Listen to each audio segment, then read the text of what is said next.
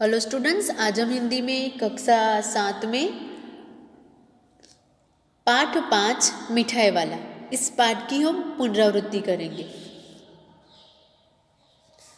पाठ 5 मिठाई वाला।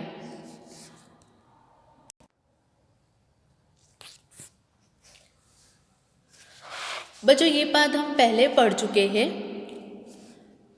आज हम इसे दोबारा देखते हैं। बहुत ही मीठे स्वरों के साथ वह गलियों में घूमता हुआ कहता, बच्चों को बहलाने वाला, खिलौने वाला। इस अधूरे वाक्यों को वह ऐसे विचित्र किंतु मादक मधुर ढंग से गाकर कहता कि सुनने वाले एक बार अस्थिर हो उठते। उसके स्नेह अभिषेक कंठ से फूटा हुआ गान सुनकर निकट के मकानों में हलचल मच जाती। छोटे छोटे बच्चों को अपनी गोद में लिए युवतियां चीखों को उठाकर छज्जों पर नीचे झांकने लगती। गलियों और उनके अंतर्व्यापी छोटे छोटे उद्यानों में खेलते और इठलाते हुए बच्चों का झुंड उसे घेर लेता और तब वह खिलौने वाला वहीं बैठकर खिलौनों की पेटी खोल देता। तो बच्चों, यहाँ पर हम चर्चा करेंगे पाठ 5 मिठाई वाले की। बहुत ही मीठे स्वरों के साथ वह गलियों में घूमता हुआ कहता, यानी कि यहाँ पर फेरी वाले की बात बताई गई है कि वो खिलौने लेकर आता है। तो वो बहुत ही मीठे और मधुर स्वर में गलियों में घूमता हुआ कहता था कि बच्चों को बहलाने वाला, खिलौने वाला। अब उसके इस अधूरे वाक्य को वो ऐसे विचित्र किंतु मादक और मधुर ढंग से गाकर कहता कि सुनने वाले क्या हो जाते थे, अस्थिर हो उठते थे। ये सुनकर निकट के मकानों में, यानी कि पास के मकानों में हलचल मच जाती। छोटे छोटे बच्चे को अपनी गोद में लिए युवतियां चीखों को उठाकर छज्जों पर नीचे झांकने लगती थी। गलियों और उनके अंतर्व्यापी छोटे छोटे उद्यानों में खेलते और इठलाते हुए बच्चों का झुंड उसे घेर लेता और तब वह खिलौने वाला वहीं बैठकर क्या करता था, खिलौने की पेटी खोल देता था। बच्चे खिलौने देखकर पुलकित हो उठते, यानी कि बच्चे खिलौनों को देखकर खुश हो जाते थे। वे पैसे लाकर खिलौने का मोल भाव करने लगते। पूछते, इसका दाम क्या है? ऑल इचका। खिलौने वाला बच्चों को देखता और उनकी नन्ही नन्ही उंगलियों से पैसे ले लेता और बच्चों की इच्छा अनुसार उन्हें खिलौने देता। यानी कि जो छोटे छोटे बच्चे हैं वो पैसे लाकर खिलौने का मोल भाव करने लगते और उसका दाम पूछते थे, और खिलौने वाला भी उनकी नन्ही नन्ही उंगलियों से पैसे लेता और बच्चों की इच्छा अनुसार उन्हें, यानी कि जो बच्चों को पसंद था वो खिलौना उन्हें देता। खिलौने लेकर फिर बच्चे उछलने कूदने लगते और तब फिर खिलौने वाला उसी प्रकार गा गा कर कहता, बच्चों को बहलाने वाला, खिलौने वाला। यानी खिलौने लेकर फिर बच्चे क्या करने लगते थे, उछल कूद करने लगते थे और तब फिर खिलौने वाला उसी प्रकार गाकर कहता, बच्चों को बहलाने वाला, खिलौने वाला। सागर की हिलोर की भांति उसका यह मादक गान गली भर के मकानों में इस ओर से उस ओर तक लहराता हुआ पहुंचता और खिलौने वाला आगे बढ़ जाता। राय विजय बहादुर के बच्चे भी एक दिन खिलौने लेकर घर आए। वे 2 बच्चे थे, चुन्नू और मुन्नू। चुन्नू जब खिलौने ले आया तो बोला, मेला गोला केछा छुंदल है। मुन्नू बोला, और देखो मेला केछा छुंदल है। यानी कि राय विजय बहादुर के बच्चे भी एक दिन उसी खिलौने वाले से खिलौने लेकर घर आए। 2 बच्चे थे उनके, एक का नाम था चुन्नू और दूसरे का नाम था मुन्नू। अब चुन्नू और मुन्नू जब खिलौने ले आए तो बोला, यानी कि उसकी जबान में बोला कि मेरा घोड़ा कितना सुंदर है। तो दूसरा बोलता है, मुन्नू बोलता है कि मेरा कितना सुंदर है।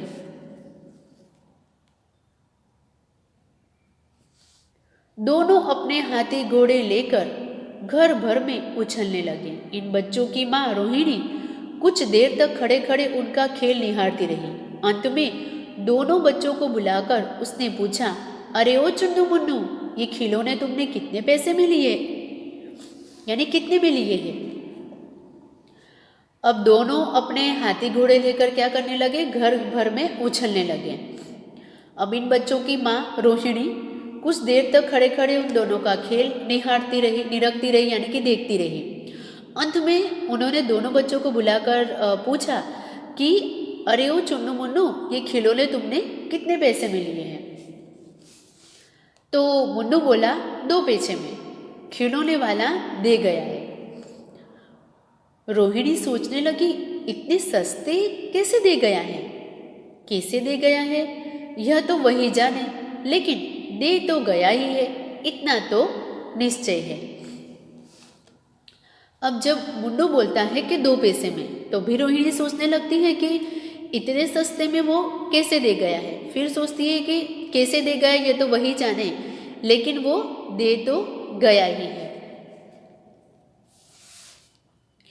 एक जरा सी बात ठहरी, रोहिणी अपने काम में लग गई। फिर कभी उसे इस पर विचार करने की आवश्यकता भी भला क्यों पड़ती। उसने पूछ लिया, उसके बाद वो अपने काम में लग गई।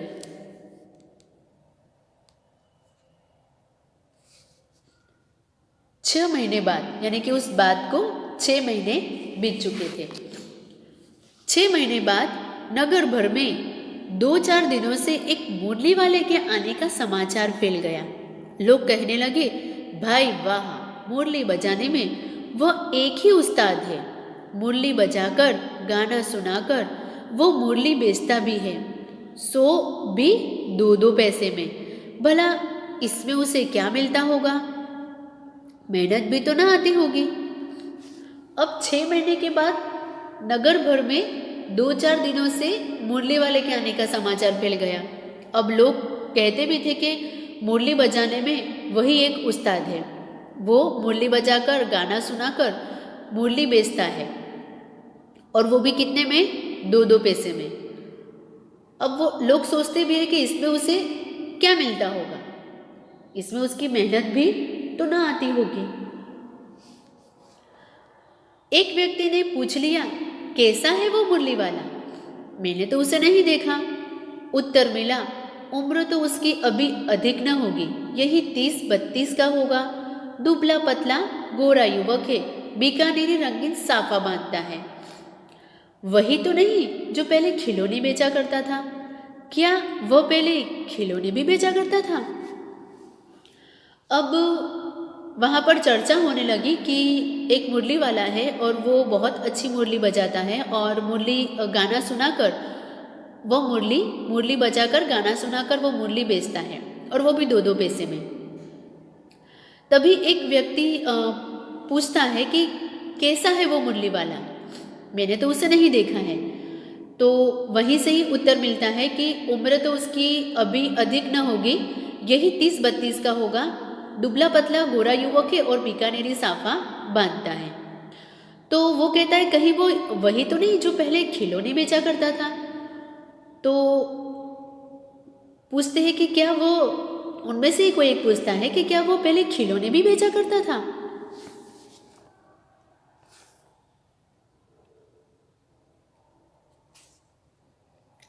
हाँ, जो आकार प्रकार तुमने बतलाया उसी प्रकार का वह भी था, तो वही होगा।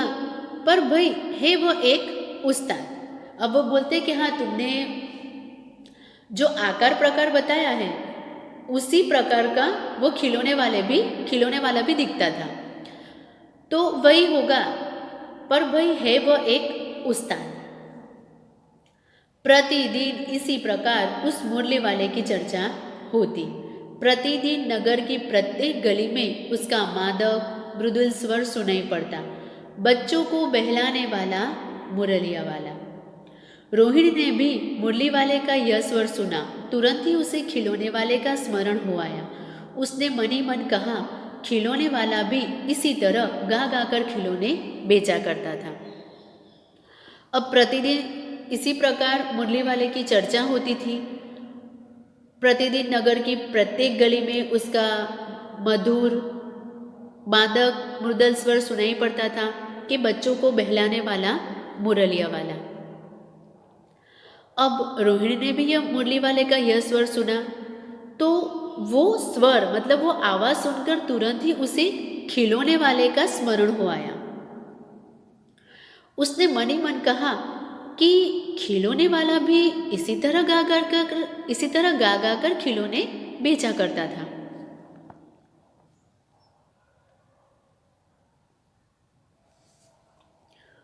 रोहिणी उठकर अपने पति विजय बाबू के पास गई। जरा उस मुरली वाले को बुलाओ तो चुन्नू मुन्नू के लिए ले लो, क्या पता यह फिर इधर आए ना आए। वे भी जान पड़ता है पार्क में खेलने निकल गए हैं।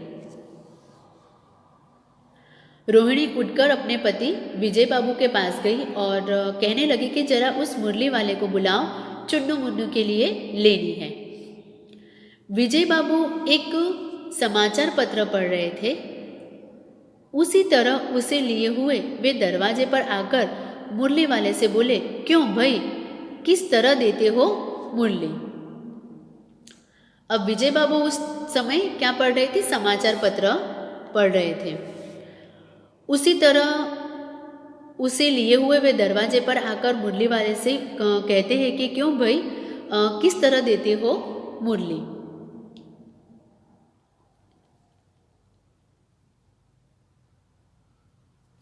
तो बच्चों, आज हम इस पाठ को यहीं तक ही देखेंगे।